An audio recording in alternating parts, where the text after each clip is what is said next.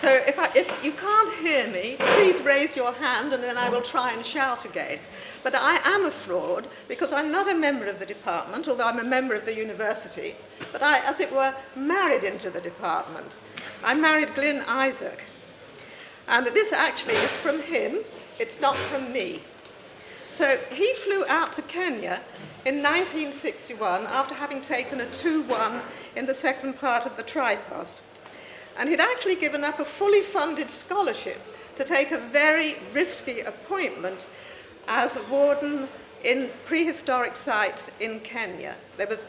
He was told there was not much future in it, but he went anyhow because it was going to be a real challenge, and he felt that he would be able to do his own research when he was at the site. It had originally been discovered by Lewis and Mary Leakey in the early 40s, and they dug there for 2 or 3 years. It's 40 miles south of Nairobi, on a dirt road in the Rift Valley, and as fifth warden, Glyn had multiple responsibilities, which included a lot of administration, but also the opportunity to do field work and pursue a PhD. So he'd written to me early in November of 1961 when he first got to Olugosaile, and he was enthusiastically describing the geology and the staff and where he lived. And I'm only going to read a very short extract from that because there is another letter that I actually want to read. Anyhow, this is the extract from his letter to me, and it was in the form of a postscript. Yesterday's excitement, a bat down the earth closet. Crumbs, what a sensation. I hadn't mentioned the earth closet. This is another little thatched hut just down the hill. It has no door but a curving labyrinth, and he drew a sketch. And when in use, a small sign is hung outside saying engaged.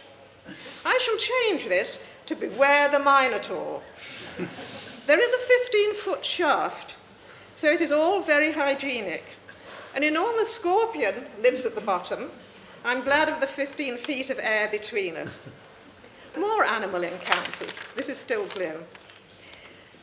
The day before yesterday, a great tawny leopard leapt up out of a tree 20 yards from me and sprang away up the gully wall on one side.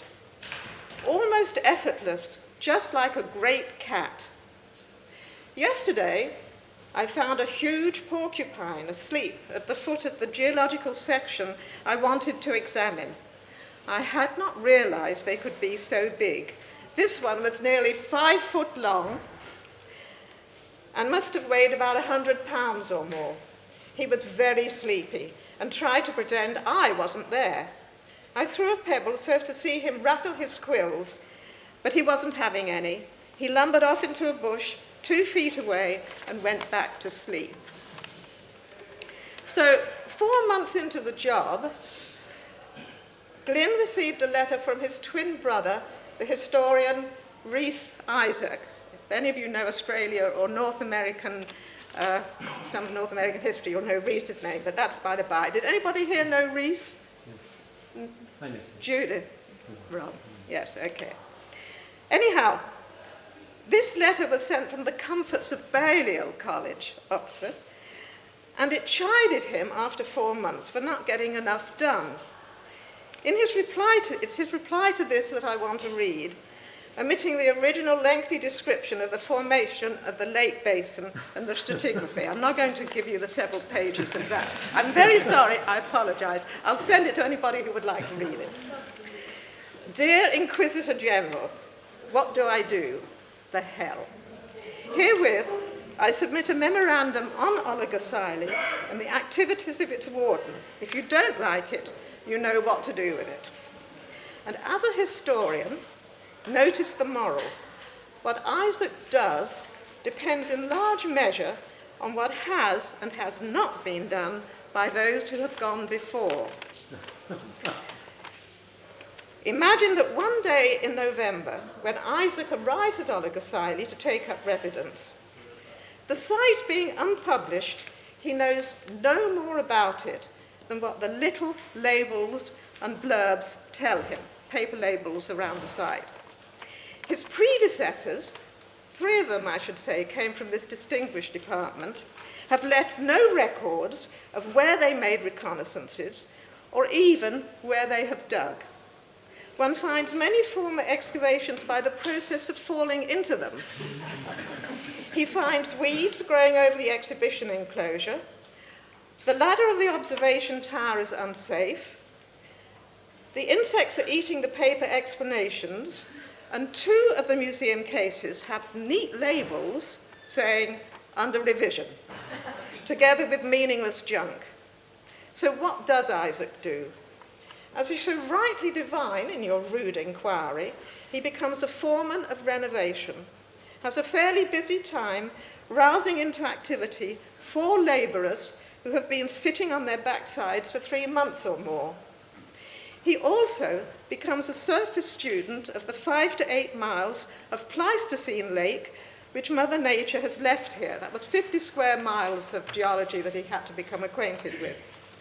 He trudges about, searching for promising sites to be dug when the labour force can be withdrawn from renovation and repair. In this way, and during the course of 4 months, he has discovered a big new group of sites along the foot of the mountain and a scatter of other sites at various levels, which he hopes, and here he gets serious, will enable him to embark on a study of cultural dynamics in 3 dimensions. That is, determine the varieties of assemblages that occur at the same horizon, the differences being due merely to local fashion, and differences of activity related to season, available food, crafts, etc., preferably with excavation suggesting what was being done at each site. And remember, at this time, there was actually very little known about anything, I have to say. Then to examine the totality of several major successive horizons for the presence or absence of definite trends of culture change. In addition to acting as foreman and tramp, the new warden has carried out some 8 weeks excavation.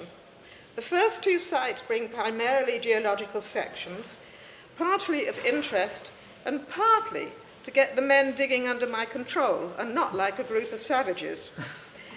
The 3rd site, I'm still working slowly by myself. It is a large campsite on a ridge in the larval floor, and he gave a diagram. It is producing a good series of stone tools and bone debris. Then, too, there has been the tusk, 9 foot long, weighing 120 pounds, and with no mechanical strength of its own, so that it has to be given this by impregnating and encasing with plaster of Paris. Easy when you know how, but I didn't then, and it took nearly a fortnight working on my own. I do not mention here the recurrent chores of looking after the woes, ailments, and feeding of a labour gang, and I should add also the local Maasai, keeping accounts, writing reports which go along with the daily business of cooking and looking after myself. No, my brother, I tell you I am pretty busy and active here, and do not even have a great deal of time for reading. Sometimes it seems to be circular activity, but on the whole, I think I have achieved a fair amount in the 4.5 months here.